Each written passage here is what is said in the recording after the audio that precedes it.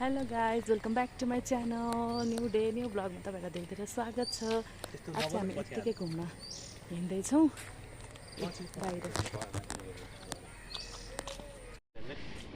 प्रज्ञान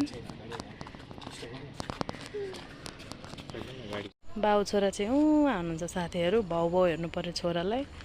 अनि भाउ भाउ जहाँ कुकुर देखिन्छ त्यहीँ रोकिन्छ। छोरो चाहिँ हाम्रो सिनेरियो यस्तो छ। ठाउँ रमाइलो छ।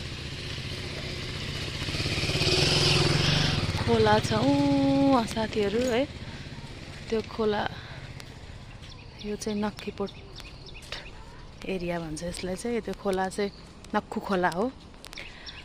यही खोलामा हो अस्ति नै साथीहरू त्यो मान्छे बगाएको थियो।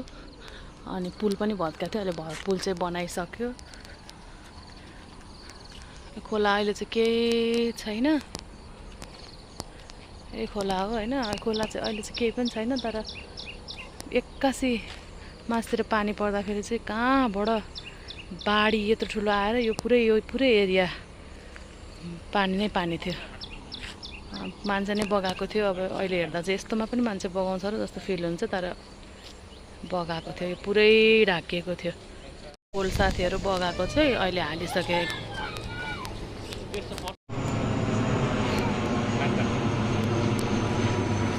घुमेर आएर साथीहरू म चाहिँ तरकारी बनाउन थालेँ। अब आज चाहिँ ढिला भइसकेको थियो होइन। त्यही भएर अनि म चाहिँ अब करेला आलु फ्राई गर्नु पऱ्यो भनेर अनि काटकुट पारेको भिडियो चाहिँ हालिनँ।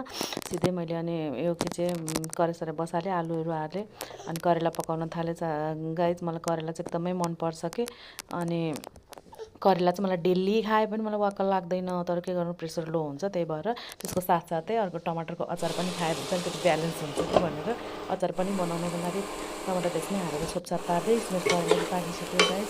यस्तो कालो कालो देखेको थियो भिडियोमा चाहिँ, बट रियलमा चाहिँ त्यस्तो कालो केही पनि देखेको थिएन।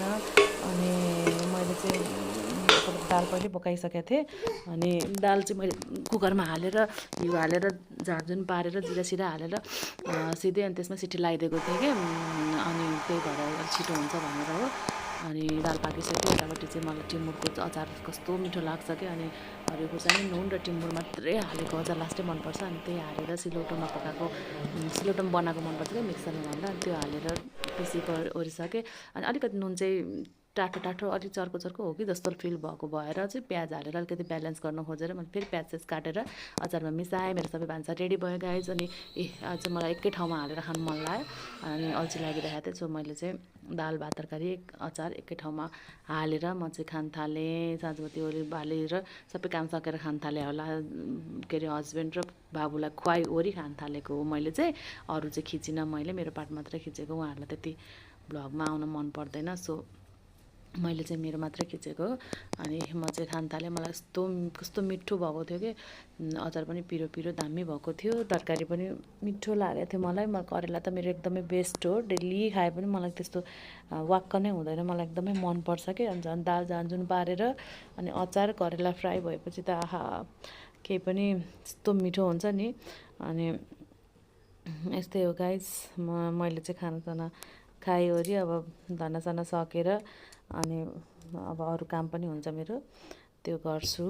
आजको लागि यति नै भयो गाइज। भोलि फेरि अर्को नयाँ भिडियो लिएर तपाईँहरूसँग आउने नै छु। Till then stay happy, stay healthy, stay positive. भोलि भेटौँ।